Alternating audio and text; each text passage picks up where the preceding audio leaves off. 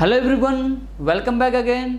So as you all know that we have started a new topic of the industrial engineering, that is basically inventory control, and we have also completed the first lecture of the inventory control.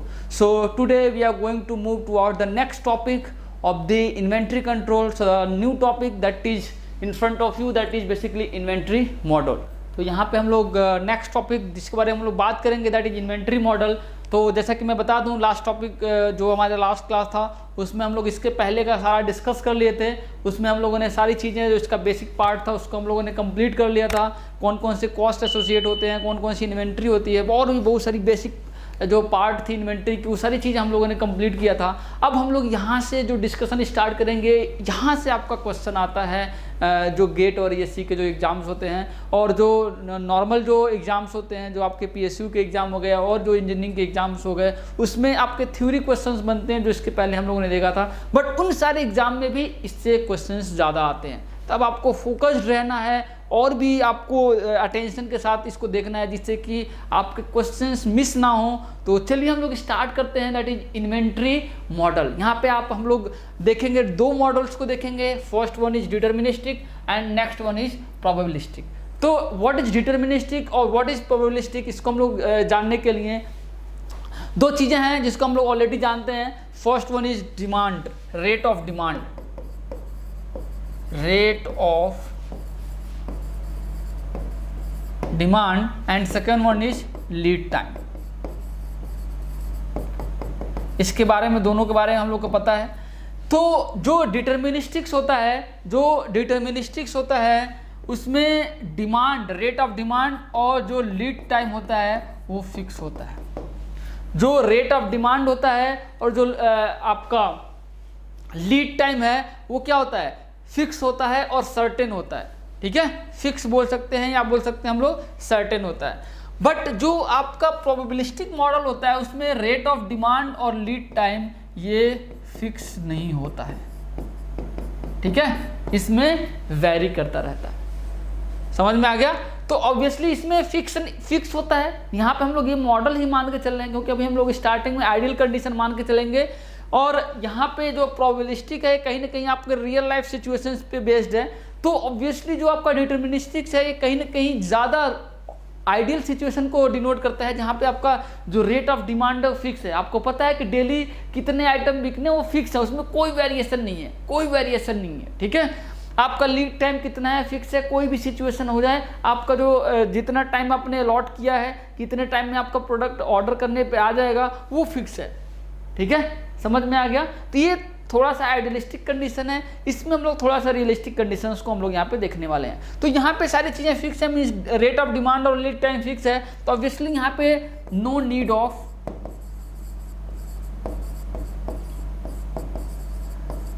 Buffer stock, इस यहाँ पे buffer stock की जरूरत नहीं होती है। ठीक है, बट यहाँ पे ऑब्वियसली नीड ऑफ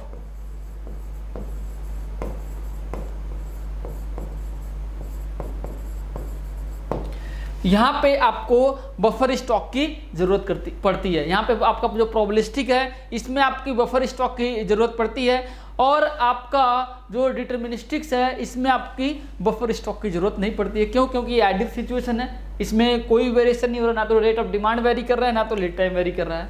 ठीक है, तो अब हम लोग इसमें हम लोग एक एक करके आगे देखेंगे। सबसे पहले हम लोग डिटर्मिनिस्टिक्स को देखेंगे। तो जो आपका हम लोग यहाँ पे जो नेक्स्ट मॉडल पढ़ने वाले हैं, जो सबसे पहले दैट इज बेसिकली डिटर्मिनिस्टिक्स। उसके बाद से हम लोग डिटर्मिनिस्टिक्स के सारे टाइप्स पढ़ने के बाद फिर हम लोग मूव करेंगे प्रोबेबिलिस्टिक पे। चलिए हम लोग मूव करते हैं। सो हम लोग पहला स्टार्ट करने वाले हैं हम लोग डिटर्मिनिस्टिक, जहाँ पे मैंने आपको बताया कि लीड टाइम और जो आपका डिमांड रेट है वो फिक्स होता है। यहाँ पे मैंने बताया कि आइडियल सिचुएशन है। तो इसमें हम लोग सबसे पहले हम लोग स्टार्ट करते हैं। जो आपका पहला इसमें पार्ट है डिटर्मिनिस्टिक मॉडल में, इसमें जो आपका पहला मॉडल है that is economic order quantity, जिसको हम लोग बोलते हैं EOQ।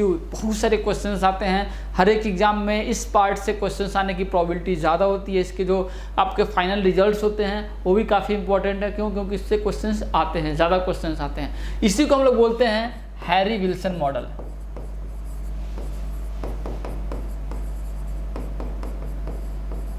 इसी को हम लोग बोलते हैं क्या, हैरी विल्सन मॉडल। ओके, तो कुछ चीज़ें और हैं जो EOQ है इकोनॉमिक ऑर्डर क्वांटिटी है, जो कि डिटरमिनिस्टिक मॉडल के अंदर आता है। इसमें कुछ चीज़ें तो हमें पता है, बट कुछ चीज़ें और है, उसको मैं कर्व से यहाँ पे आपके सामने डिनोट कर रहा हूँ, जिससे कि आपको और अच्छे से चीज़ें समझ में आएंगी। तो अगर मैं यहाँ पे डिनोट कर रहा हूँ इन्वेंट्री लेवल को, इन्वेंट्री लेवल को मैं अगर यहाँ पे आपके सामने जो ये वाला जो एक्सिस है, अगर मैं इन्वेंट्री लेवल को डिनोट कर रहा हूँ इन यूनिट्स, ठीक है, ये वाला जो एक्सिस है मैं आपको inventory level in units represent कर रहा हूँ, और इस वाले एक्सिस पे मैं टाइम रिप्रेजेंट कर रहा हूँ, ठीक है। ये आपका इन्वेंट्री लेवल हो गया, ये आपका टाइम हो गया। तो यहाँ पे जो आपका कर्व बन के आता है ये कुछ ऐसा बन के आता है। यहाँ पे क्या है कि ये जो है इस कर्व को मैं आपको थोड़ा सा एक्सप्लेन करते जाऊँगा। अभी इसको अगर आप थोड़ी देर के लिए भूल जाओ इधर को, ये वाला जो कर्व है यहाँ पे क्या हो रहा है कि आपका आपने ऑर्डर प्लेस किया और आपके पास ऑर्डर तुरंत आ गया। दैट मीन्स क्या है, यहाँ पे जो रिप्लेनिशमेंट है वो इनफाइनाइट है।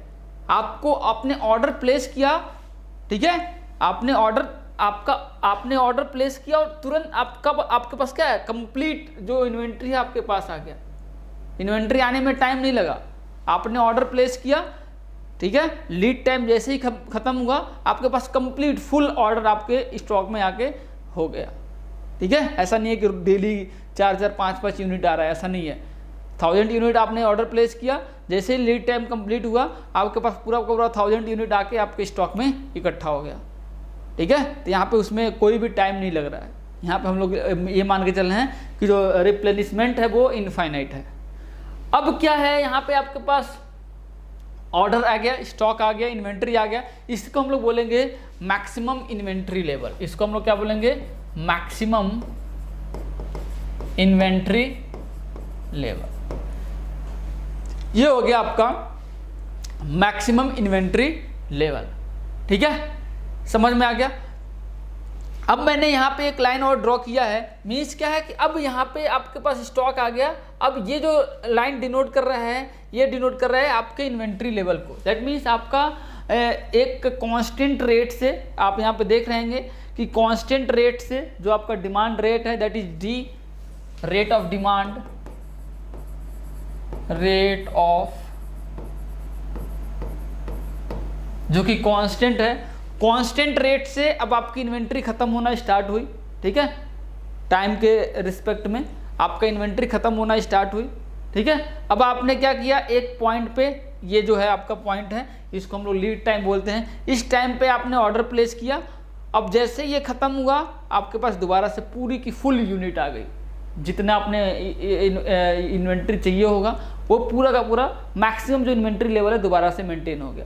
तो यहाँ पे रिप्लेनिशमेंट है वो इनफाइनाइट है, मीन्स आपका यहाँ से ऑर्डर तुरंत का तुरंत आपका स्टॉक में, जैसे लीड टाइम खत्म हुआ आपके पास स्टॉक में पूरा का पूरा जो इन्वेंट्री है वो आके इकट्ठा हो गया, ठीक है। अब मैं इस लाइन को रिप्रेजेंट कराऊंगा एवरेज इन्वेंट्री।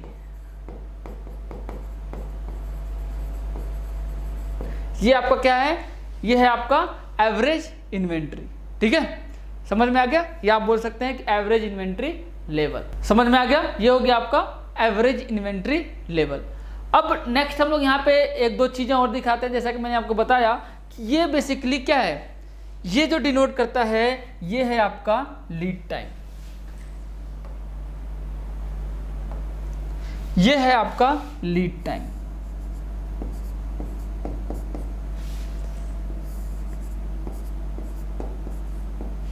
यह है क्या आपका लीड टाइम, मीन्स यहाँ तक ये जो आपका लेवल है आपकी इन्वेंट्री का, इस टाइम इस लेवल पे आपने ऑर्डर प्लेस किया, तो ये आपने ऑर्डर प्लेस किया, इतने टाइम में आपका कंप्लीट ऑर्डर आया और तुरंत आपके मैक्सिमम इन्वेंट्री लेवल पे पहुंच गया। ओके, दैट मीन्स इसको हम लोग बोल सकते हैं रीऑर्डर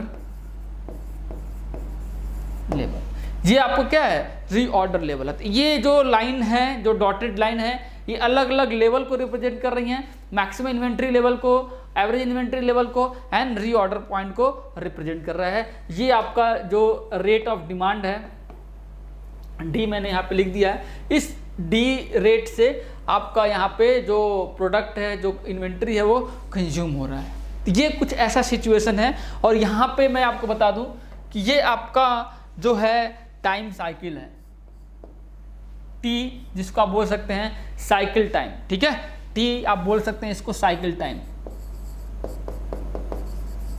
ओके, ये टी है, इसको आप बोल सकते हैं साइकिल टाइम। दैट मीन्स क्या है कि एक साइकिल आपका टी टाइम में खत्म हो जा रहा है, मीन्स आपने ऑर्डर प्लेस किया, वो कंप्लीट ऑर्डर खत्म हुआ और आपके पास दोबारा से मैक्सिमम इन्वेंट्री लेवल आ गया, तो वो जो साइकिल है that is called basically T, जिसको हम लोग बोल सकते हैं साइकिल टाइम। तो ये कुछ ऐसा सा सिचुएशन है, इसमें आप देख रहे होंगे कि काफ़ी सारी चीज़ें आइडियलिस्टिक्स हैं, क्योंकि रेट ऑफ डिमांड हमेशा सेम नहीं रहेगा, जो आपका रीऑर्डर लेवल है, यहाँ पे जो लीड टाइम है, इसमें भी फ्लक्चुएशंस आ सकते हैं, बहुत सारे प्रॉब्लम्स आ सकते हैं, जैसा कि मैंने आपको सिचुएशन सारे बताया, ठीक है। तो वो सारी चीज़ें हैं यहाँ पे, बट उन सबको यहाँ पे नेग्लेक्ट किया गया है, ठीक है, उन सारी चीज़ों को क्या है नेग्लेक्ट किया गया है। यहाँ पे आइडियल सिचुएशन मान के चल रहे हैं, फिर हम लोग एक एक करके इसमें रियलिटी को ऐड करते जाएंगे, और फिर हमारा जो दूसरा मॉडल होगा जिसमें हम लोग प्रोबेबिलिस्टिक मॉडल देखेंगे, उसमें कोई सारी चीज़ें उसमें क्या होंगी, रियल होंगी। पहले आइडियल देख लीजिए, आइडियल चीज़ों को समझ लीजिए, इसमें कॉम्प्लेक्सिटी कम है, फिर हम लोग रियलिटी पे बढ़ेंगे तो आपको वो सारी चीज़ें समझ में आएंगी और ये इन सब चीज़ों को आप उधर से रिलेट कर पाएंगे। तो चलिए हम लोग इसमें कुछ और चीज़ें देखते हैं। अब हम लोग यहाँ पे बात करने वाले हैं, अब इसको हम लोग एनालाइज करने वाले हैं, जो भी हमारा मॉडल है, इन्वेंट्री मॉडल है डिटर्मिनिस्टिक्स, उसको हम लोग यहाँ पे एनालाइज करने वाले हैं। उसके लिए यहाँ पे एक कर्व ड्रॉ करते हैं,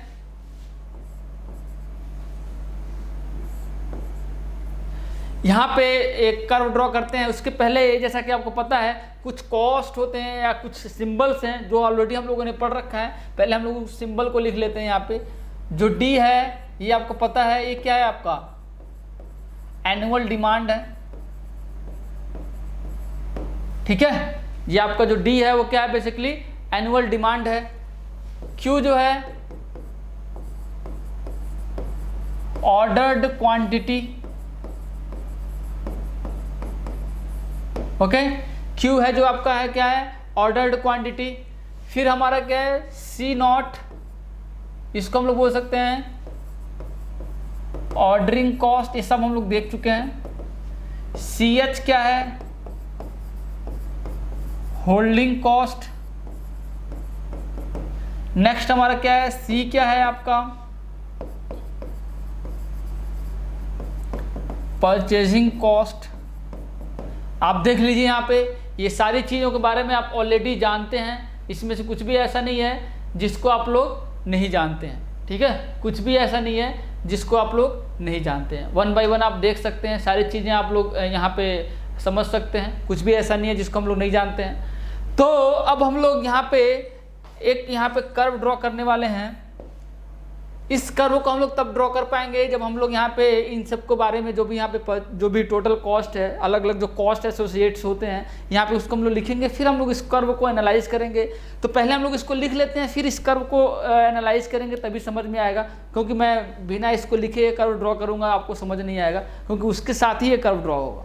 तो अगर मैं यहाँ पे ऑर्डरिंग कॉस्ट यहाँ पे लिखता हूँ, यहाँ पे आपके सामने ऑर्डरिंग कॉस्ट लिखता हूँ, तो आपको पता है कि क्या हो जाएगा D by Q into C naught, ये हो जाएगा आपका D by Q into C not.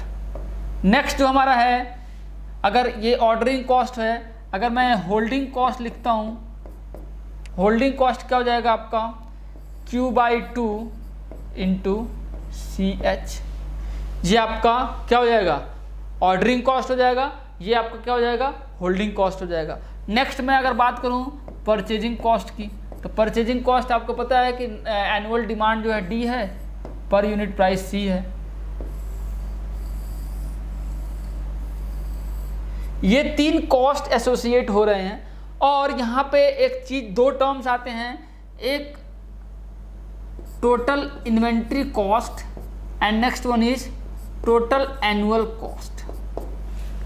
दो टर्म यहाँ पे ऐड होते हैं, first one is total inventory cost and next one is total annual cost. तो जो टोटल इन्वेंट्री कॉस्ट होता है this is basically ordering cost plus holding cost. जो टोटल इन्वेंट्री कॉस्ट होता है this is basically ordering cost plus holding cost. जो आपका total annual cost होता है इसमें आपका जो परचेजिंग कॉस्ट है वो ऐड हो जाता है, that means purchasing cost plus ordering cost plus holding cost. Purchasing cost plus ordering cost plus holding cost. अब देखो ये हमारा जो एनालाइज करने का जो मेन मतलब है, ये आपका बेसिकली कॉस्ट को एसोसिएट कर रहा है। कॉस्ट और क्यू का हमारा एक कर्व है। अगर आप देखिए यहाँ पे, तो जो आपका होल्डिंग कॉस्ट है this is directly proportional to Q, Y equals to M X type का कर्व बन रहा है यहाँ पे। जो आपका ऑर्डरिंग कॉस्ट है ये है आपका 1/Q, इन्वर्सली प्रोपोर्शनल है। और जो परचेजिंग कॉस्ट है वो क्या है, कांस्टेंट है। परचेजिंग कॉस्ट क्या है आपका, कांस्टेंट है। अब हमारा मोटिव ये है यहाँ पे, मतलब ये है इसको पढ़ने का कि अगर हम लोग इंडस्ट्रियल पॉइंट ऑफ व्यू से देखें तो हमारा जो मेन मोटो क्या होगा, मेन मोटो ये होगा कि हम लोग बेसिकली कॉस्ट को मिनिमाइज कर पाए। ये जो कॉस्ट एसोसिएट हो रही हैं, हमारा जो भी हम लोग यहाँ पे इन्वेंट्री देख रहे हैं, तो इन्वेंट्री से जो भी कॉस्ट एसोसिएट हो रही हैं उस कॉस्ट को हम लोग बेसिकली क्या है, मिनिमम करना चाहते हैं। ठीक है, और वो जो कॉस्ट होगा मिनिमम कब होगा, जब हम जो क्वांटिटी ऑर्डर कर रहे हैं वो ऑप्टिमम होगा। ठीक है, ऑप्टिमम मीन्स क्या है, कम से कम जिसमें हमारा काम चल जाए, हमारा लॉस भी ना हो। ठीक है, समझ में आ गया। बोलते हैं लोग ना कि सांप भी मर जाए लाठी भी ना टूटे, ऐसा ही कुछ है कि आपका क्वांटिटी कितना होना चाहिए जिससे कि आपका लॉस ना हो, that is the optimum quantity जिसपे आपका जो टोटल इन्वेंट्री कॉस्ट है, या आप बोल सकते हैं total annual cost, that is minimum, वो कम से कम हो। ठीक है, तो इसके लिए हम लोग यहाँ पे एक कर्व ड्रॉ कर रहे हैं, कॉस्ट वर्सेज यहाँ पे इन्वेंट्री में। अब इसमें हम लोग सेटिस्फाई कराएंगे यहाँ पे। तो अगर मैं यहाँ पे देखूँ इस कर्व में, अगर मैं सबसे पहले 1 by 1 इसको मैं ड्रॉ कर रहा हूँ, 3 लाइंस हैं। पहला आपका होल्डिंग कॉस्ट का, second one is ordering cost का, नेक्स्ट वन इज जो आपका परचेजिंग कॉस्ट है। तो क्योंकि यही तीनों कॉस्ट एसोसिएट हैं, तो जो पहला है आपका ये है होल्डिंग कॉस्ट का। होल्डिंग कॉस्ट डायरेक्टली प्रोपोर्शनल है। होल्डिंग कॉस्ट मीन्स क्या है, आपका डायरेक्टली प्रोपोर्शनल है कॉस्ट से, क्यू और होल्डिंग कॉस्ट जो है यहाँ पे कॉस्ट इससे डायरेक्टली प्रोपोर्शनल है। ये आपका होल्डिंग कॉस्ट की लाइन हो जाएगी। नेक्स्ट में अगर बात करूं यहाँ पे आपका ऑर्डरिंग कॉस्ट हो गया। ऑर्डरिंग कॉस्ट इनवर्सली प्रोपोर्शनल है क्यू के। नेक्स्ट जो है आपका जो आपका डायरेक्ट कॉस्ट हो जाएगा, जो आपका परचेजिंग कॉस्ट, ये कांस्टेंट है। जैसा कि मैंने आपको बताया कि जो आपका परचेजिंग कॉस्ट क्या है, ये कांस्टेंट है। ठीक है, ये वेरी नहीं कर रहा है, क्यू के साथ वेरी नहीं कर रहा है। आप कितना क्वांटिटी ऑर्डर कर रहे हो उस पर कोई वेरिएशन नहीं है। तो अब देखिए, अब मैं यहाँ पे टोटल इन्वेंट्री कॉस्ट की यहाँ पे मैं आपके सामने कर्व ड्रॉ कर रहा हूँ। टोटल इन्वेंट्री कॉस्ट का जो कर्व है यहाँ से आएगा। अब यहाँ पे ये दोनों क्या हैं, दोनों यहाँ पे मीट हो रही हैं। यहाँ पे क्या है, इस पॉइंट पे जो है holding cost is equal to क्या है, ऑर्डरिंग कॉस्ट। इसके करस्पॉन्डिंग हम देख सकते हैं, तो दोनों का क्या है, दोनों इक्वल है, दोनों सेम है। होल्डिंग कॉस्ट इक्वल टू क्या है, ऑर्डरिंग कॉस्ट है। तो अब यहाँ पे मैं टोटल इन्वेंट्री कॉस्ट की यहाँ पे मैं कर्व ड्रॉ कर रहा हूँ। तो अगर आप देखेंगे ये बेसिकली टोटल इन्वेंट्री कॉस्ट का कर्व है। और यहाँ पे जो आपका टोटल इन्वेंट्री कॉस्ट जो मिनिमम हो रहा है, that is minimum eight the point of what, जहाँ पे आपका होल्डिंग कॉस्ट और ऑर्डरिंग कॉस्ट इक्वल है। ये मैं आपको कभी ग्राफिकल मेथड से समझा रहा हूँ, अभी हम लोग इसको एनालिटिकल मेथड से भी देखेंगे, वहाँ से भी सेम आएगा। अभी हम लोग एनालिटिकल मेथड से भी देखेंगे, वहाँ से भी आपका ये सेम आएगा। अभी हम लोग ग्राफिकल मेथड से हम लोग देख ले रहे हैं, तो अभी हम लोग इस मेथड से देखेंगे। तो यहाँ से हमने देखा कि टोटल इन्वेंट्री कॉस्ट की जो हमने लाइन ड्रॉ किया। अब देखो यहाँ पे टोटल इन्वेंट्री कॉस्ट है। अगर मैं आपका टोटल एनुअल कॉस्ट की बात करूँ, यहाँ पे क्या है, आपका जो टोटल इन्वेंट्री कॉस्ट है ये मिनिमम है इस पॉइंट पे। तो ये आपका टोटल इन्वेंट्री कॉस्ट की लाइन है। अगर मैं एनुअल कॉस्ट की बात करूँ तो क्या हो जाएगा, परचेजिंग कॉस्ट ऐड हो जाएगा, तो उतना ही से क्या हो जाएगा, वो ऊपर हो जाएगा। तो ये जो कर्व हो जाएगा आपका यहाँ पे, अगर देखिए तो ये हो जाएगा आपका total annual cost, purchasing cost इसमें ऐड हो गया। ओके, तो इसके करस्पॉन्डिंग मिनिमम ये आ जाएगा। ये जो डिफरेंस है वही वाला ये है, फिक्स जो कॉस्ट है, जो मीन्स परचेजिंग कॉस्ट है, वही उसमें ऐड हो गया। तो आई होप इस कर्व में किसी को कोई डाउट नहीं आ रहा होगा। ये आपका ग्राफिकल मेथड है, यहाँ पे हम लोगों ने ग्राफ से सारी चीज़ें यहाँ पे रिप्रेजेंट किया है। और आपको यहाँ से समझ में आ रहा होगा कि इस कर्व में जो minimum means total inventory cost is minimum, total inventory cost is minimum at कहाँ पे, when ordering cost is equal to holding cost, ordering cost is equal to holding cost. तो अगर ऐसा है कि टोटल इन्वेंट्री कॉस्ट आपका minimum हो रहा है at the point where ordering cost is equal to holding cost, तो हम लोग क्या करेंगे, ऑर्डरिंग कॉस्ट और होल्डिंग कॉस्ट को इक्वल कर देंगे, दैट इज और optimum quantity, optimum order quantity, इसको हम लोग क्यू स्टार बोल सकते हैं, इसको हम लोग क्या बोल सकते हैं, क्यू स्टार बोल सकते हैं। तो जब होल्डिंग कॉस्ट और ऑर्डरिंग कॉस्ट दोनों इक्वल हो जाएगा, इस पॉइंट पे आपका जो क्यू हो जाएगा क्या हो जाएगा, क्यू स्टार हो जाएगा। तो एट दिस पॉइंट, ठीक है, इस पॉइंट पे आपका क्या हो जाएगा, ऑर्डरिंग कॉस्ट क्या है, डी बाई क्यू स्टार, अभी क्यू स्टार हो जाएगा into C naught, this is equal to Q by two into C H, ये हो जाएगा क्यू नहीं क्यू स्टार हो जाएगा। ओके, समझ में आ गया। अब इसको हम लोग सॉल्व करते हैं, तो यहाँ से जब आप सॉल्व करेंगे तो ये क्या हो जाएगा आपका, क्यू स्टार जो हो जाएगा दिस इज इक्वल टू, यहाँ से जो आपका क्यू स्टार हो जाएगा, आप इसको देख सकते हैं, जो आपका क्यू स्टार हो जाएगा ये क्या हो जाएगा, 2d/c0 बाई सी एच का अंडर रूट, क्या हो जाएगा यहाँ से 2d/c0 बाई सी एच, क्या हो जाएगा आपका 2d/c0 बाई सी एच। तो यहाँ से आपका जो क्यू स्टार बन के आ गया, optimum order quantity, that is E O Q, तो ई ओ क्यू क्या हो जाएगा यहाँ पे आपका 2d/c0 बाई सी एच। ये इम्पोर्टेंट फॉर्मूला है, इसको आपको याद रखना है, ठीक है, इसी पे बेस्ड क्वेश्चंस आते हैं, ठीक है। ई ओ क्यू, इसको हम लोग बोलते हैं economic order quantity, that is E O Q, that is equal to 2d/c0 by C H. Okay, तो ये तो हमारा हो गया ग्राफिकल मेथड से, हमने इसको सॉल्व कर लिया। अब हम लोग इसको अगर टोटल इन्वेंट्री कॉस्ट को देखें, तो अगर हम लोग देखेंगे यहाँ पे टोटल इन्वेंट्री कॉस्ट हो जाएगा that is equal to ordering cost plus holding cost. तो यहाँ पे आपका total inventory cost this is equal to, यहाँ पे क्या है, ordering cost plus holding cost. Okay, ordering cost plus holding cost, this is equal to ordering cost क्या है आपका D by Q into C naught. अब ये हम लोग बात कर रहे हैं एनालिटिकल मेथड से, अभी हम लोग यहाँ पे टोटल इन्वेंट्री कॉस्ट को भी कैलकुलेट करेंगे। एक बार हम लोगों ने ग्राफिकल मेथड से यहाँ पे देख लिया, हमारा जो पिछला था यहाँ पे हम लोगों ने ग्राफिकल मेथड से ये Q star that is E O Q economic order quantity को कैलकुलेट कर लिया। अब हम लोग यहाँ पे बात करने वाले हैं, एल्जेब्रिक मेथड से, ठीक है। यहाँ पे हम लोग बात करेंगे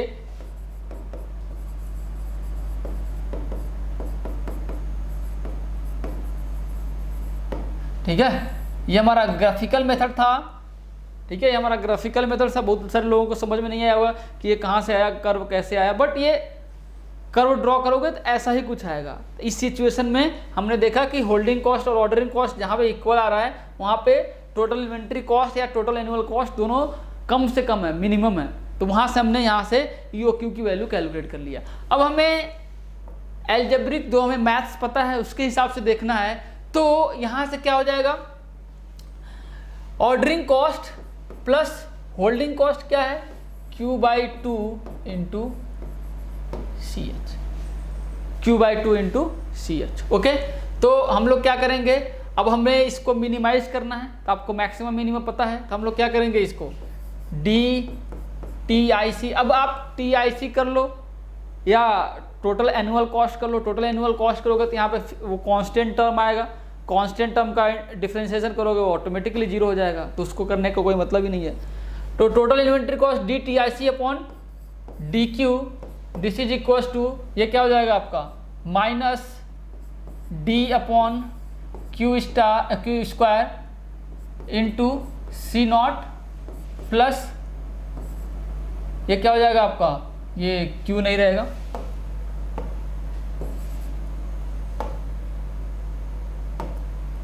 ये हो जाएगा आपका 1/2 CH, 1/2 CH।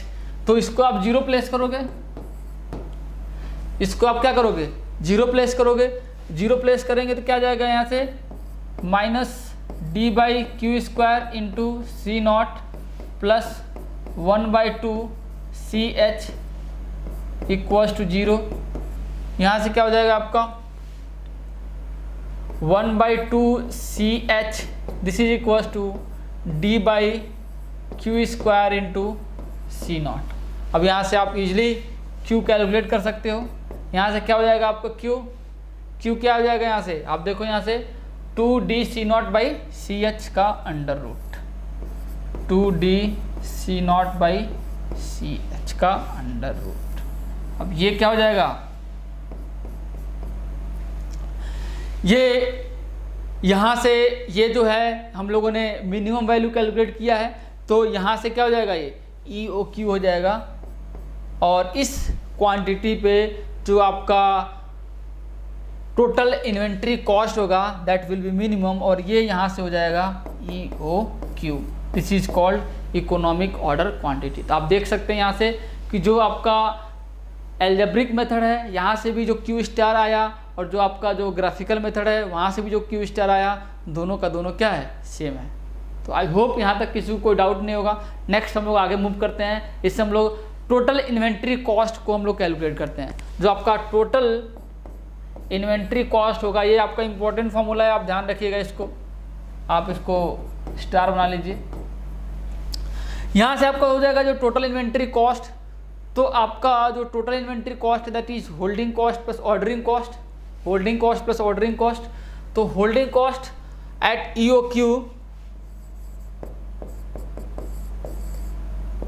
EOQ अगर मैं बात करूं टोटल इन्वेंट्री कॉस्ट की, तो जो आपकी जो टोटल इन्वेंट्री कॉस्ट हो जाएगी एट EOQ, आपको पता है कि एट EOQ आपका ऑर्डरिंग कॉस्ट जो होल्डिंग कॉस्ट है दोनों क्या है, इक्वल है। तो ऑर्डरिंग कॉस्ट और होल्डिंग कॉस्ट अगर इक्वल है तो होल्डिंग कॉस्ट को ऑर्डरिंग कॉस्ट के इक्वल प्लेस कर दो, तो ये क्या हो जाएगा आपका, ये यहाँ से आ जाएगा 2D/Q, इसकी जगह पे हमने ये प्लेस कर दिया तो ये इक्वेट हो जाएगा, ये आ जाएगा आपका 2DC0/Q। अब ये हो जाएगा Q* ऑब्वियसली, क्योंकि at EOQ total inventory cost calculate कर रहे हो आप, तो यहाँ से टोटल इन्वेंट्री कॉस्ट आ जाएगा। ये क्या हो जाएगा आपका, Q की जगह आप इसको प्लेस कर दीजिए, Q* की जो वैल्यू है उसको आप यहाँ पे प्लेस कर दीजिए इस इक्वेशन में। तो ये यहाँ से आप देख सकते हैं, नीचे आप लिखोगे 2DC0/CH, तो CH आपका ऊपर चला जाएगा, मैं यहाँ पे करके दिखा दे रहा हूँ 2DC0 यहाँ से क्या हो जाएगा, ये अंडर रूट ऑफ 2DC0/CH। ये क्या हो जाएगा आपका total inventory cost at Q*,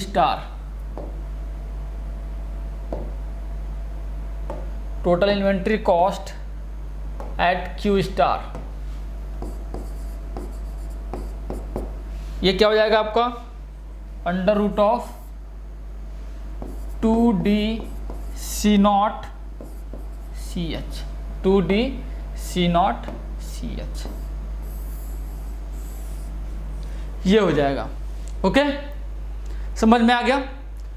तो आई होप यहाँ तक किसी को कोई डाउट नहीं होगा। कई बार इसको लोग डाउटफुल ले सकते हैं कि यहाँ पे आप देखो, तो हम लोग क्या करते थे, मैक्सिमम मिनिमम जो लेते थे, अब आपको ध्यान होगा, कई बार स्टूडेंट्स को हो सकता है, मुझे अचानक से ध्यान आया कि हो सकता है डाउट आ जाए कि यहाँ पे हम लोगों ने इसको मिनिमाइज़ किया, फिर ये जो होगा वैल्यू ये यहाँ पे इक्वल्स टू 0 करने के बाद जो ये Q है, ये आपका मिनिमम वैल्यू कब होगा, कब देगा, जब आपका D2TIC/DQ² दिस बिकम्स पॉजिटिव। तो यहाँ पे आप डबल डिफ्रेंशिएट करके देखोगे तो आपका DQC0 क्या है, सब पॉजिटिव ही है।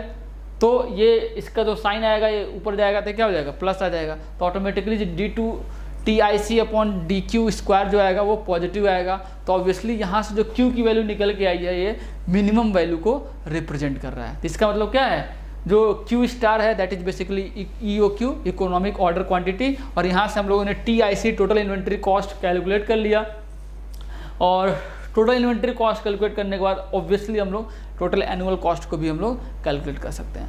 तो आई होप यहाँ तक किसी को डाउट नहीं होगा। इसमें एक दो टर्म्स हैं उसको हम लोग देख लेते हैं। EOQ कैलकुलेट करने के बाद हम लोग यहाँ से देख सकते हैं कि नंबर ऑफ ऑर्डर कैसे कैलकुलेट करेंगे, जो आपका डिमांड है डिवाइडेड बाई Q या Q स्टार। यहाँ से क्या जाएगा आपका नंबर ऑफ ऑर्डर, जिसको हम लोग बोल सकते हैं N। यहाँ से आगे आपका नंबर ऑफ ऑर्डर। नेक्स्ट अगर मैं बात करूँ, इसी को हम लोग बोल सकते हैं ऑब्वियसली, ये जो आपका हो जाएगा ऑप्टिमम, या आप इसको ऐसे लिख लो, मैं इसको थोड़ा सा चेंज कर देता हूँ आपके लिए, Q स्टार नहीं लिखता हूँ अभी। ये नंबर ऑफ ऑर्डर हो गया, simple number of order N। अगर मैं बात करूँ optimum number of order, that is basically N star, this becomes equals to D upon Q star। ये क्या हो जाएगा आपका D upon Q star. Next अगर बात करूं मैं टाइम बिटवीन टू ऑर्डर,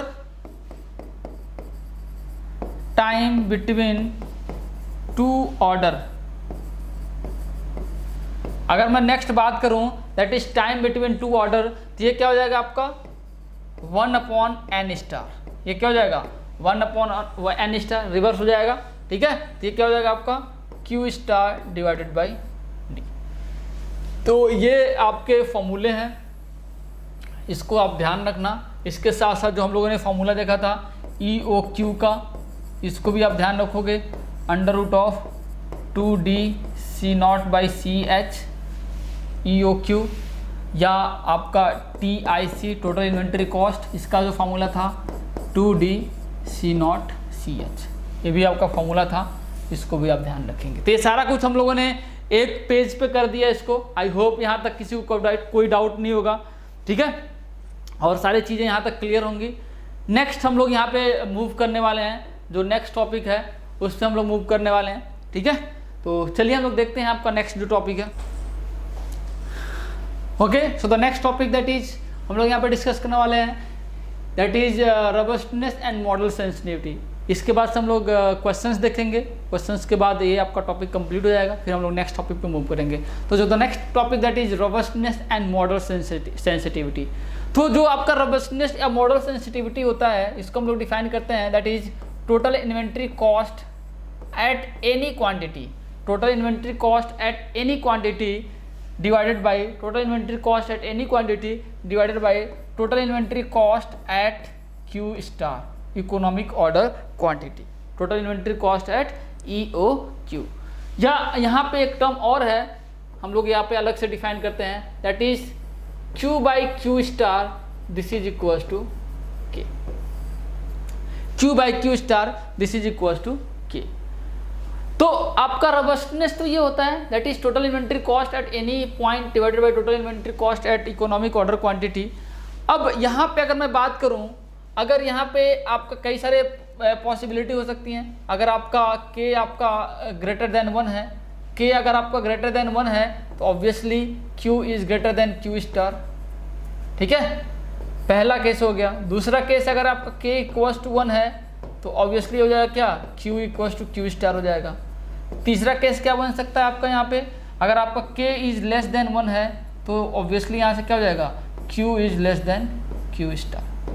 तो 3 केसेस यहाँ पे पॉसिबल हो सकते हैं, K की अलग अलग डिफरेंट वैल्यूज़ के लिए आप देख सकते हैं। ओके, तो यहाँ पे जैसे कि मैंने आपको बताया कि जो Q है ये बेसिकली क्या है, ऑर्डर्ड क्वांटिटी, और जो आपका Q स्टार है this is basically EOQ। Okay, तो चलिए हम लोग आगे बढ़ते हैं, इसमें आगे हम लोग देखते हैं एक एक करके चीज़ें क्या हैं। तो अब हम लोग यहाँ पे डिस्कस करने वाले हैं, नेक्स्ट पेज पे डिस्कस करते हैं। तो हमारा मकसद क्या है कि टोटल इन्वेंट्री कॉस्ट कैलकुलेट करना एट Q। तो total inventory cost at Q क्या हो जाएगा, D/Q into ordering cost plus holding cost Q/2 into CH। Next क्या हो जाएगा आपका, मैं यहाँ पे लिख रहा हूँ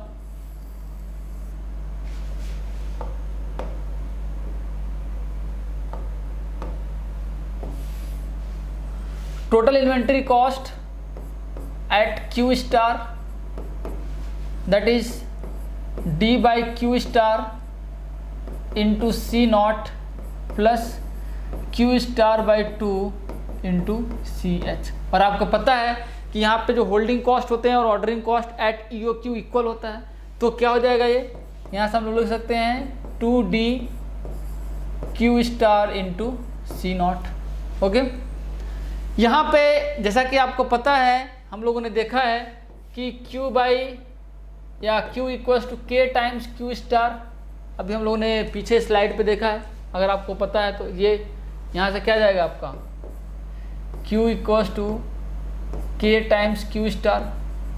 इसी की वैल्यू को हम लोग यहाँ पे प्लेस कर देते हैं इस वाले इक्वेशन में।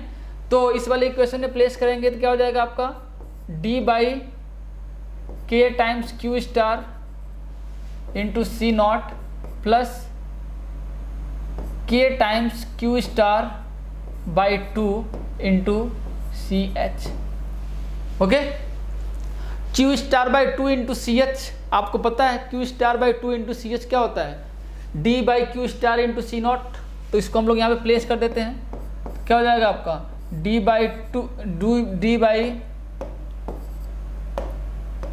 के Q star into C naught sorry plus K into यह आ जाएगा आपका, इसकी जगह पे ये पूरा जो है, ये पूरा जो टर्म है इसकी जगह पे हम लोग ये प्लेस कर सकते हैं क्योंकि इक्वल है, आपको पता ही है। तो ये क्या हो जाएगा आपका D by Q star into C naught. तो ये क्या आ जाएगा आपका D by Q star into C naught, common ले लो आप, D by Q star into C naught common हो गया। तो यहाँ से क्या हो जाएगा आपका के प्लस 1 बाई के। ओके, तो ये आ गया पूरा आपका। नेक्स्ट हम लोग यहाँ पे मूव करते हैं, हम लोग T I C at Q divided by T I C at Q star, ये क्या हो जाएगा आपका, यहाँ से आप दोनों को डिवाइड करिए, तो यहाँ से दोनों को डिवाइड करेंगे, दिस डिवाइडेड बाई दिस, तो ये आपका पूरा टर्म कैंसिल हो जाएगा, D by Q star into C naught, D by Q star into C naught cancel out हो जाएगा। तो आपका बच क्या जाएगा, यहाँ से आपका हो जाएगा के प्लस 1 बाई के डिवाइडेड बाई 2 आपका यहाँ से आ जाएगा।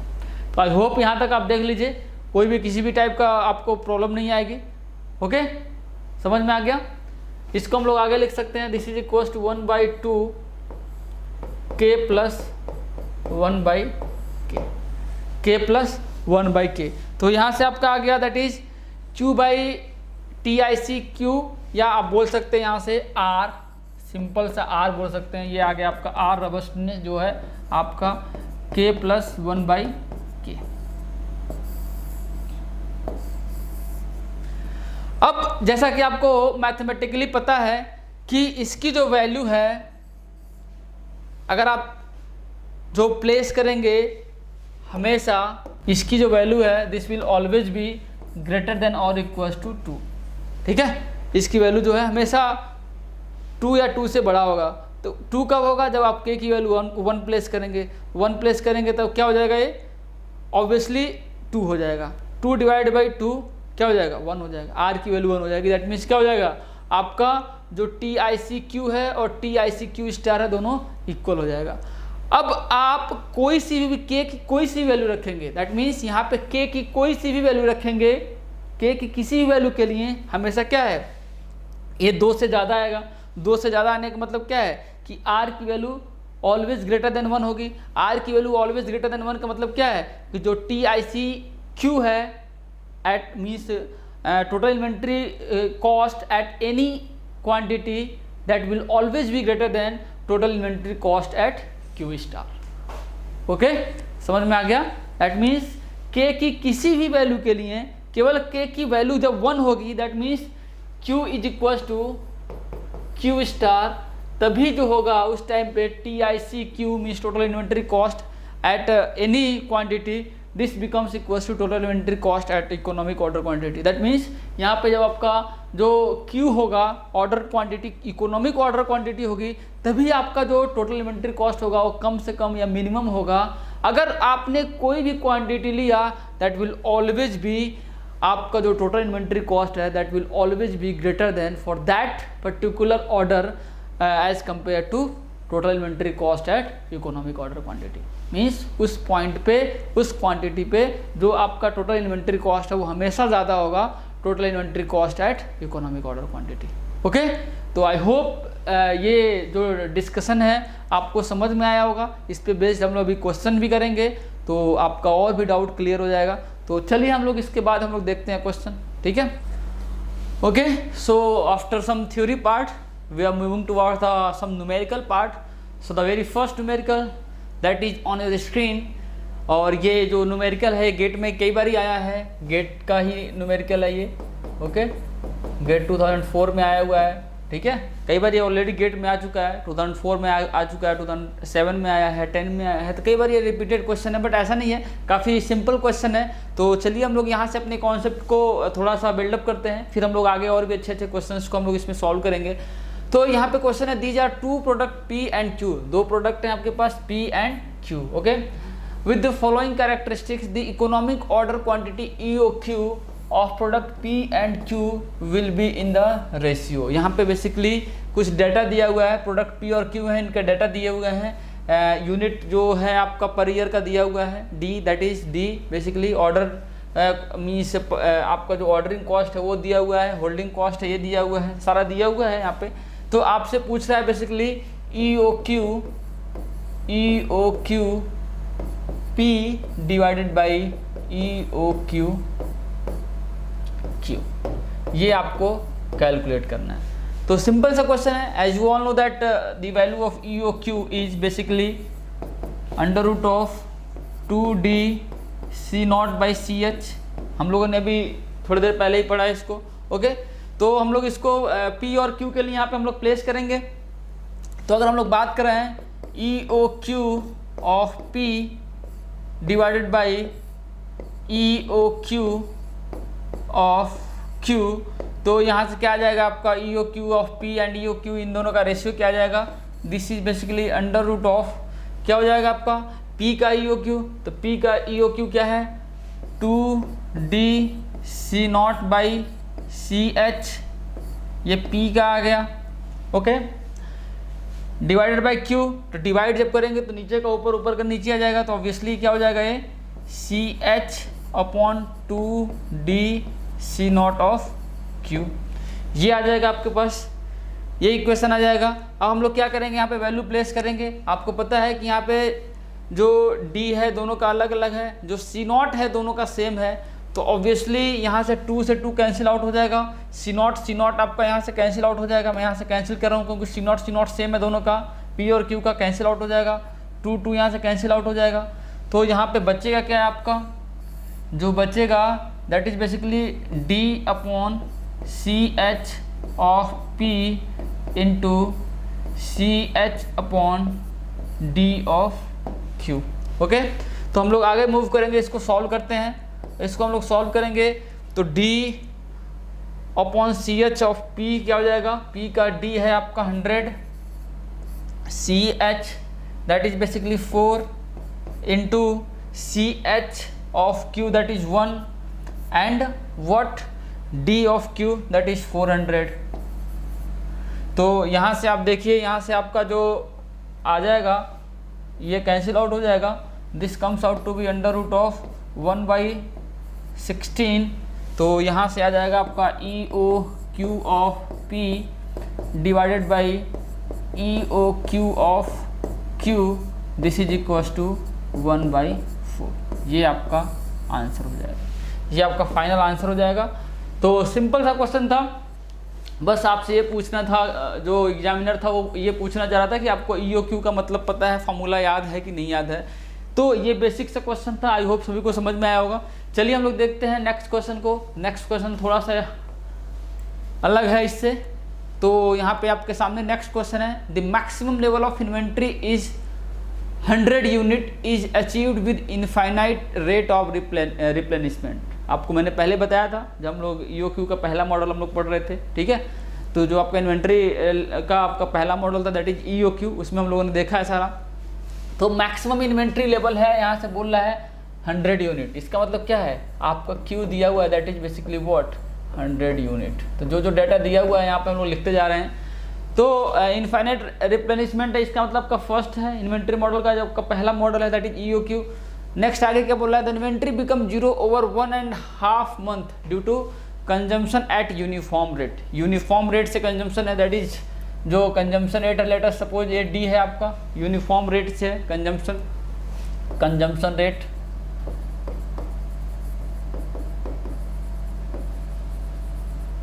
ये आपका कंजम्पशन रेट है। और आपका जो टाइम पीरियड है दिया हुआ है 1.5 month that is 1.5 month. Okay 1.5 month दिया हुआ है ये। नेक्स्ट क्या बोल रहा है, the cycle continue throughout the year. तो अगर मैं टाइम पीरियड को ईयर में कैलकुलेट करूं तो ये आपका हो जाएगा एक तरह से 3/2 मंथ हो जाएगा।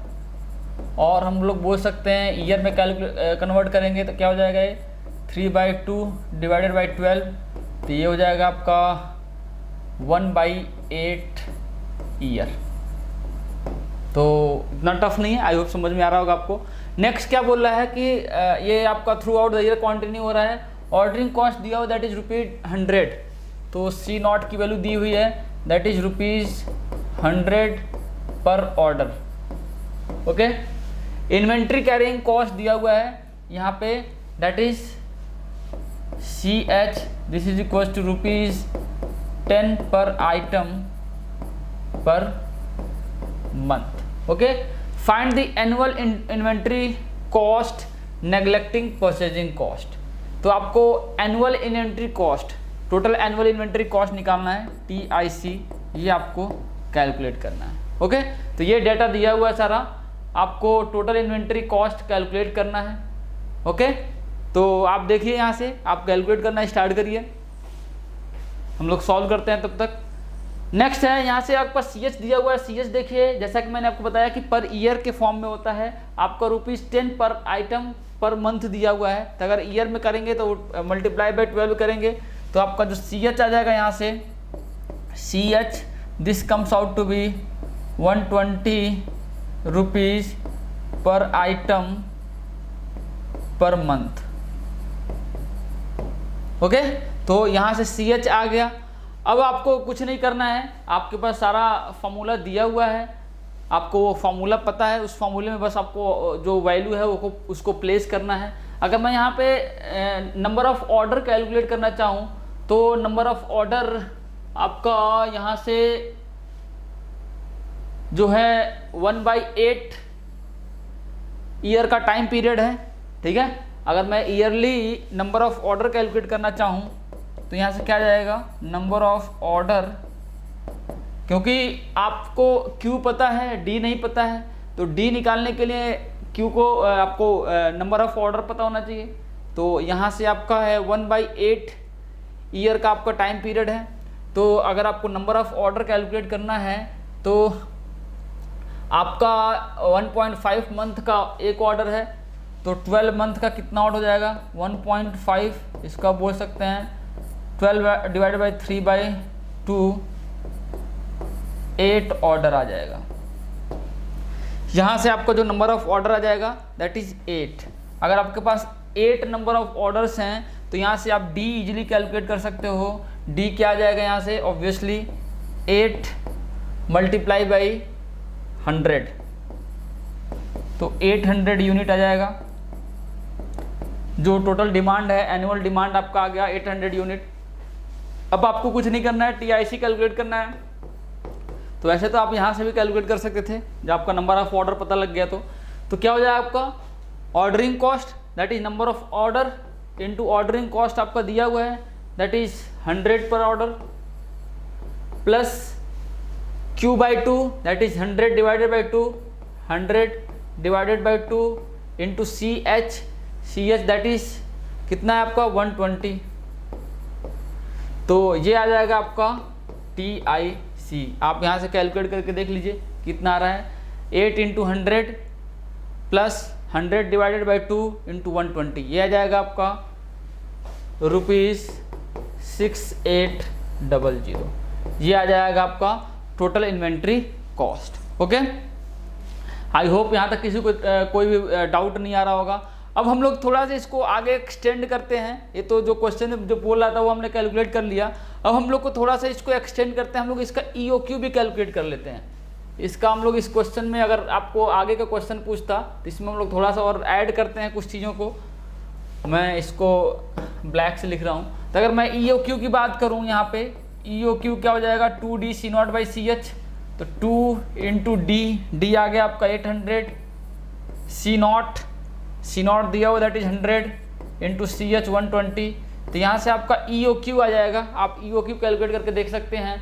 यहाँ से आ जाएगा 36.53 यूनिट पर ऑर्डर। यहाँ से आपका आ जाएगा 36.53 यूनिट पर ऑर्डर। ये आपका EOQ इन्वेंट्री ऑर्डर क्वांटिटी है, या इसको आप बोल सकते हैं almost approximately equal to 37 unit.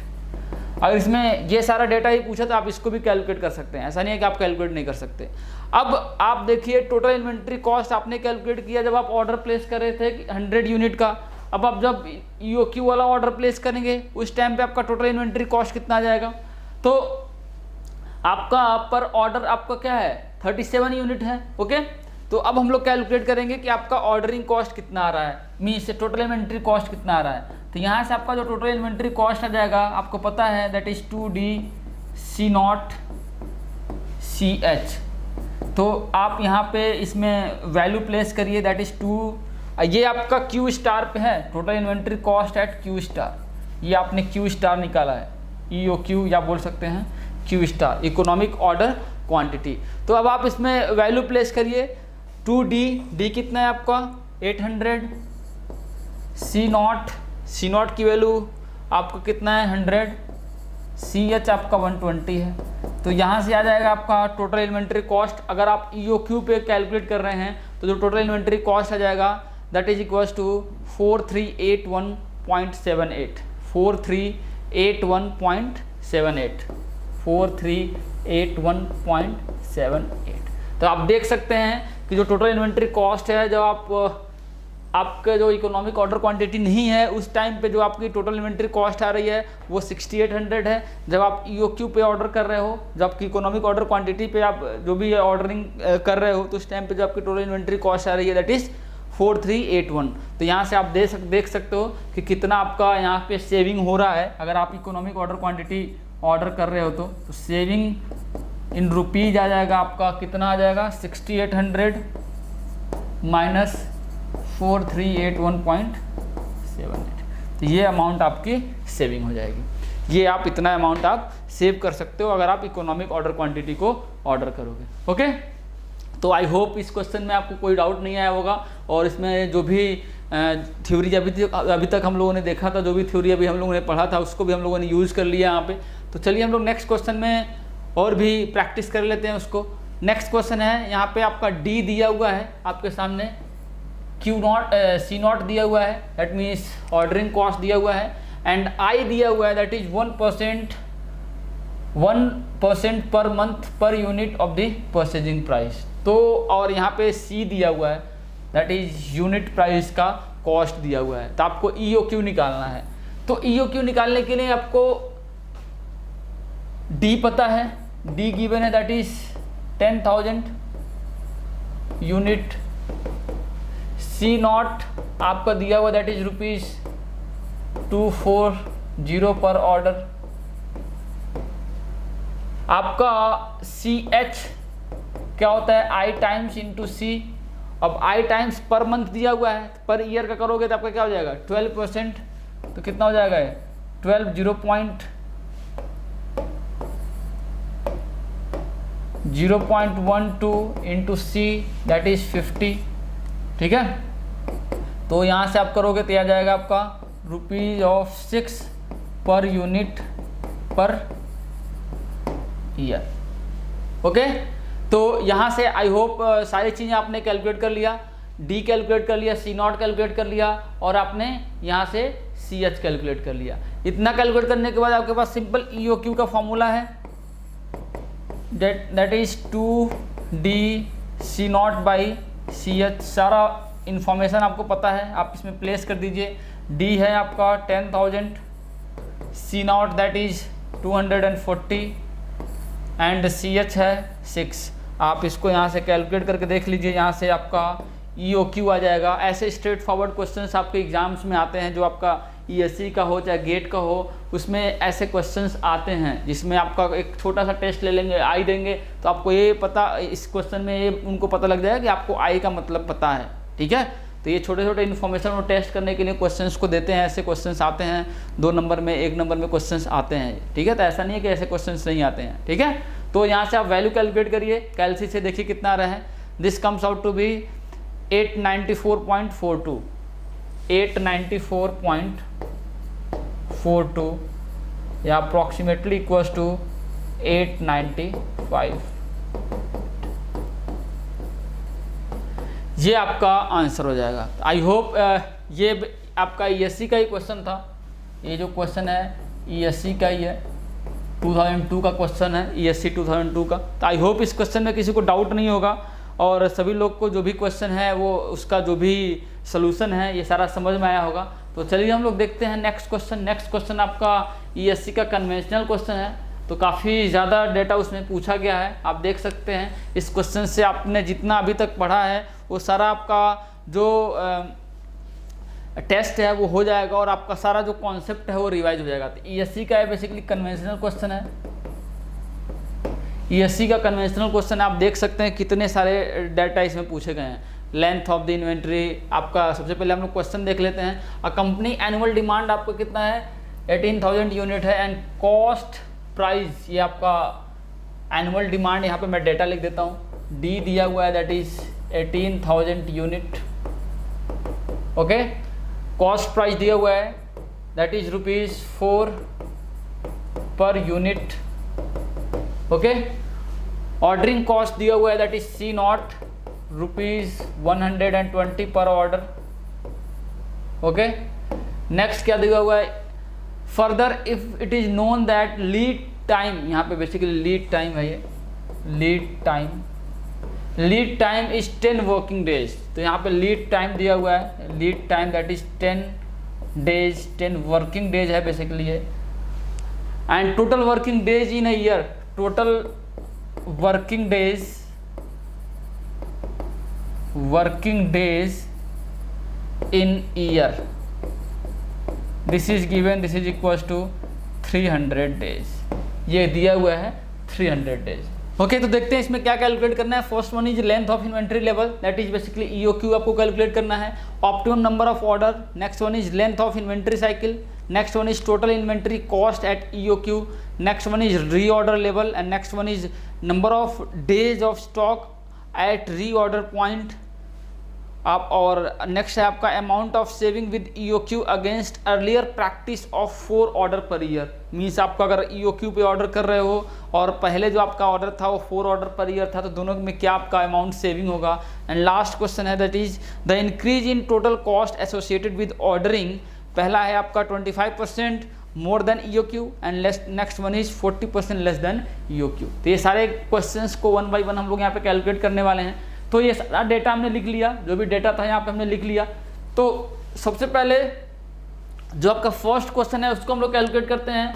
जो आपका फर्स्ट क्वेश्चन है दैट इज EOQ आपको कैलकुलेट करना है, inventory level, length of inventory level. तो आपका पता है that is equals to 2D C0/CH होता है। तो ये हो जाएगा आपका 2 × D गिवन है 18,000, C0 is given that is 120 and next one is CH that is ये आपका इन्वेंट्री कैरिंग कॉस्ट दिया हुआ है 1% per month of the unit purchase. तो आपको पता है CH यहाँ से आप कैलकुलेट कर सकते हो 1% पर मंथ है दैट इज 12% हो जाएगा। अभी हम लोगों ने देखा that is 12%, that is 0.12 into unit price जो है आपका 4 है। तो यहाँ से आ जाएगा आपका 0.48 रुपीज़, 0.48 पर यूनिट पर ईयर। तो आई होप यहाँ तक किसी को कोई डाउट नहीं होगा। नेक्स्ट हम लोग यहाँ पे बात करते हैं CH का। तो CH आपने कैलकुलेट कर लिया है दैट इज 0.48। तो यहाँ से आपका EOQ आ जाएगा, आप इसको इजीली कैलकुलेट करके देख सकते हैं। तो जो आपका यहाँ से EOQ आ जाएगा that is basically 3000 unit. Okay, तो यहाँ से आपका EOQ आप कैलकुलेट करके देख सकते हैं, ये आ जाएगा आपका 3000 यूनिट। ओके, तो आपने EOQ कैलकुलेट कर लिया। नेक्स्ट हम लोग बात करेंगे यहाँ पे आपके सामने, दैट इज नेक्स्ट जो पॉइंट है आपका है कि optimum number of order per year. Next है, सेकंड है जो आपका है, आप देखिए नेक्स्ट है आपका optimum number of order per year. तो optimum number of order per year के लिए that is N star optimum number of order. आपने ये कैलकुलेट कर लिया, EOQ कैलकुलेट कर लिया, टोटल डिमांड आपको पता है, तो ऑप्टिमम नंबर ऑफ ऑर्डर क्या हो जाएगा, that is D divided by EOQ, this is equal to 18,000 divided by 3,000, this is equal to 6। तो यहाँ पे आपका N स्टार आ जाएगा, that is basically equals to 6, क्योंकि आपको D पता है, EOQ पता है। नेक्स्ट क्वेश्चन क्या है आपका, लेंथ ऑफ इन्वेंट्री साइकिल। अब आपको यहाँ पे बताना है कि इन्वेंट्री साइकिल का लेंथ क्या होगा, ठीक है, जो आपका है लेंथ कितना होगा। तो यहाँ पे जो आपको पता है कि जो लेंथ ऑफ इन्वेंट्री साइकिल है,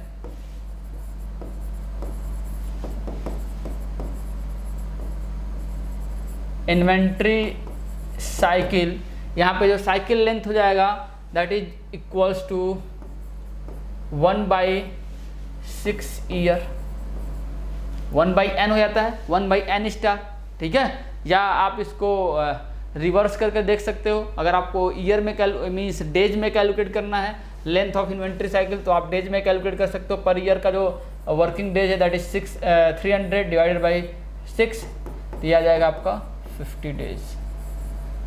ओके, नेक्स्ट पॉइंट है जो आपसे पूछ रहा है, fourth one is total inventory cost at EOQ। तो टोटल इन्वेंट्री कॉस्ट आप कैलकुलेट कर सकते हो, total inventory cost TIC is equal to 2DC0CH। यहाँ से आप कैलकुलेट कर सकते हो, 2D जो है आपका 18,000, C0 is given that is 120 and CS 0.48, 120 0.48। तो यहाँ से आप टोटल इन्वेंट्री कॉस्ट कैलकुलेट कर सकते हो। जो आपका यहाँ से टोटल इन्वेंट्री कॉस्ट आ जाएगा, आप यहाँ पे कैलकुलेट कर सकते हैं, this comes out to be ₹1440। Next हम लोग बात करते हैं, नेक्स्ट जो आपका पॉइंट है जो नेक्स्ट पूछ रहा है दैट इज रीऑर्डर लेवल। तो आपका रीऑर्डर लेवल क्या हो जाएगा, ठीक है, आप देखिए यहाँ पे कि रीऑर्डर लेवल क्या हो जाएगा। लीड टाइम आपको पता है दैट इज 10 वर्किंग डेज है, आपका जो लीड टाइम है वो 10 वर्किंग डेज है। तो आप इजीली कैलकुलेट कर सकते हो कि रेट ऑफ डिमांड आपको पता चल जाए, दैट इज अगर आपको स्मॉल d की वैल्यू पता लग जाए, rate of demand, rate of demand अगर आपने कैलकुलेट कर लिया तो आप d को लीड टाइम से मल्टीप्लाई कर देंगे, तो आपको कितना स्टॉक होगा eight the time of ordering वो आप इजीली कैलकुलेट कर पाओगे, ठीक है। तो रीऑर्डर लेवल के लिए सबसे पहले आपको रेट ऑफ डिमांड कैलकुलेट करना होगा। तो रेट ऑफ डिमांड के लिए आप देखिए कि जो लेंथ ऑफ साइकिल है दैट इज 50 डेज है, ठीक है। आपका जो इकोनॉमिक ऑर्डर क्वांटिटी जो आप ऑर्डर कर रहे हो 3000 यूनिट ऑर्डर कर रहे हो और 50 डेज में ख़त्म हो जा रहा है, तो इसके लिए आप D कैलकुलेट करोगे। तो D क्या हो जाएगा आपका 3000 डिवाइडेड बाई 50, यहाँ से क्या आ जाएगा आपका 60 यूनिट पर डे। तो ये आ गया आपका D आ गया रेट ऑफ डिमांड। तो अब आप यहाँ से आपको लीड टाइम पता है दैट इज 10 डेज, तो आप इस क्वेश्चन को सॉल्व कर सकते हो दैट इज रीऑर्डर लेवल। तो रीऑर्डर लेवल क्या हो जाएगा, reorder level this is equal to lead time into rate of demand. तो लीड टाइम आपका 10, रेट ऑफ ये आपका रेट ऑफ डिमांड है दैट इज 60, तो ये आ जाएगा आपका 600 यूनिट। तो जो आपका रीऑर्डर लेवल है दैट इज बेसिकली 600 यूनिट। तो यहाँ से आपका आंसर आ जाएगा दैट इज रीऑर्डर लेवल। आप देख सकते हैं यहाँ से कि जो रीऑर्डर लेवल का जो आंसर हो जाएगा that is basically 600 unit. Okay, next question क्या है आपका यहाँ पे, number of days of stock at reorder point. तो obviously number of days of stock, तो ये बेसिकली क्या है, बेसिकली ये क्या है, this is equals to lead time. कितने डेज का स्टॉक रहेगा at the time of reorder point, तो क्या हो जाएगा, लीड टाइम का ही जो स्टॉक है वही रह जाएगा। तो कितने डेज का है लीड टाइम है, दिस इज इक्वल्स टू आपका 10 डेज। तो इतना टफ क्वेश्चन नहीं था ये। नेक्स्ट यहाँ पे है आपके सामने है जो नेक्स्ट क्वेश्चन है that is amount of saving with EOQ earlier practice was 4 order per year. जो आपका पुराना जो ऑर्डर था वो 4 ऑर्डर पर ईयर था, तो अगर आपका 4 ऑर्डर पर ईयर है तो Q क्या हो जाएगा, दैट इज 18,000 डिवाइडेड बाई 4, यह आ जाएगा 4500 यूनिट आ जाएगा। तो यहाँ से आपका जो Q आ जाएगा this comes out to basically 4500। आप देख सकते हैं जो Q आ जाएगा यहाँ से this comes out to be 4500। Okay, तो अब यहाँ से आप इजिली कैलकुलेट कर सकते हैं, आपका Q आ गया। अब आप इजिली यहाँ से कैलकुलेट कर सकते हैं जो नेक्स्ट पार्ट है, ये आपका 7th पार्ट है। 6th आपने कैलकुलेट कर लिया, जो 7th है आप इजिली देख सकते हैं। टोटल इन्वेंट्री कॉस्ट आप यहाँ से कैलकुलेट करेंगे at Q, total inventory cost at Q। तो आपका नंबर ऑफ ऑर्डर 4 है, जो ऑर्डरिंग कॉस्ट है that is 120। Okay, Q by 2, तो Q कितना है आपका 4500 है, तो यह आ जाएगा आपका 4500 divided by 2 into CS that is 0.48। तो यहाँ से आप कैलकुलेट करके देखिए TIC एट Q जो आ जाएगा यहाँ से आपका, ये आ जाएगा आपका ₹1560, ये आ जाएगा this comes out to be ₹1560। तो ऑब्वियसली जो क्वेश्चन पूछ रहा है ये है amount of saving with EOQ against practice जो है आपका 4 है। तो अगर आपका अमाउंट ऑफ सेविंग की बात करें, अमाउंट ऑफ सेविंग जो हो जाएगा this is equals to obviously जो अदर देन EOQ लोगे जो क्वांटिटी, तो उसका प्राइस ऑब्वियसली ज़्यादा होगा। तो यहाँ से आप देख सकते हैं 1560 माइनस 1440, तो ये आपका अमाउंट ऑफ सेविंग हो जाएगा। यहाँ से आप माइनस करके लिख सकते हो, तो यहाँ से आप माइनस करोगे this comes out to be ₹120। Okay, तो ये आ जाएगा आपका अमाउंट ऑफ सेविंग। नेक्स्ट जो क्वेश्चन है, नेक्स्ट क्वेश्चन की अब हम लोग बात करेंगे जो नेक्स्ट पार्ट है यहाँ से, दैट इज जो 8th पार्ट है आपके सामने, तो उसको हम लोग देखते हैं that is the increase in total cost associated. अब बोल रहा है कि 25% मोर देन EOQ। ठीक है, अब आपका कितना कॉस्ट में इंक्रीमेंट आएगा अगर आप जो है क्वांटिटी जो ले रहे हो that is 25% more than EOQ। Okay, that means basically क्या है यहाँ पे आप देख सकते हैं, अगर मैं बात करूँ Q बाई Q स्टार की, ठीक है, तो 25% मोर है। अब देखिए यहाँ पे क्या है 25% मोर है, इसका मतलब क्या है, this is equals to 1.25। Means यहाँ पे हम लोगों ने जो पढ़ा था तो यहाँ पे K की जो वैल्यू हो जाएगी this is basically equals to 1.25। अभी हम लोगों ने पढ़ा था इसको, ठीक है, इसके बारे में हम लोगों ने देखा था। अब हमें ये भी पता है कि TIC at Q divided by TIC at Q star, ये हम लोगों ने फॉर्मूला डिराइव किया था। ठीक है, this is equals to 1/2 K plus 1/K। तो यहाँ से आपका क्या हो जाएगा, मॉडल सेंसिटिविटी में हम लोगों ने देखा था। ठीक है, तो यहाँ से आपका K है दैट इज 1.25 प्लस 1/1.25। इसको आप कैलकुलेट करेंगे 1.25 प्लस 1/1+25 इंटू 1/2, तो यहाँ से ये जो वैल्यू निकल के आएगी this is basically comes out to be 1.01 0.025।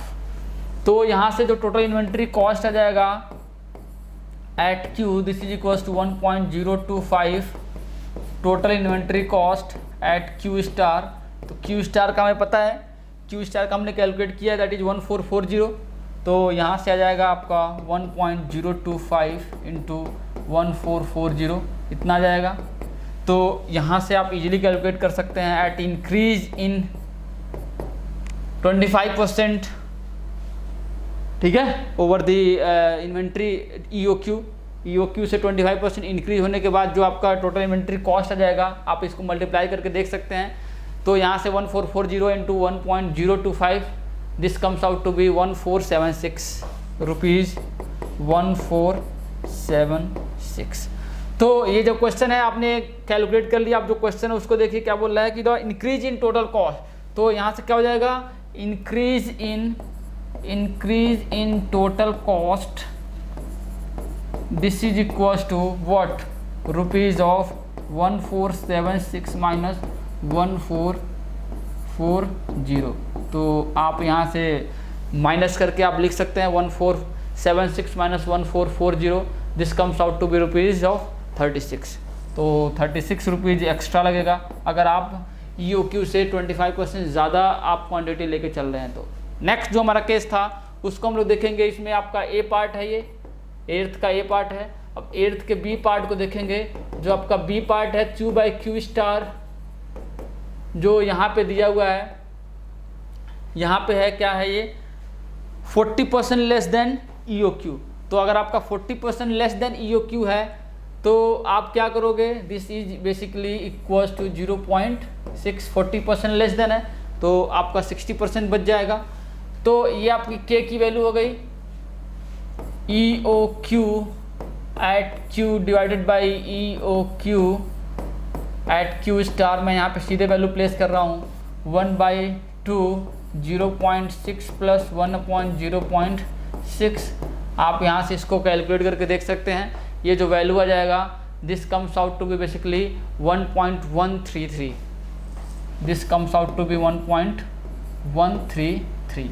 तो ऑब्वियसली यहाँ से आपका EOQ आ जाएगा at Q, this is equals to 1.133 into EOQ at Q star 1440। तो ये आ जाएगा in rupees, this comes out to be, इसको आप मल्टीप्लाई करके देख सकते हैं 1.133 into 1440, this comes out to be rupees 1632। तो क्या हो जाएगा, increase in total inventory cost क्या हो जाएगा, सॉरी यहाँ पे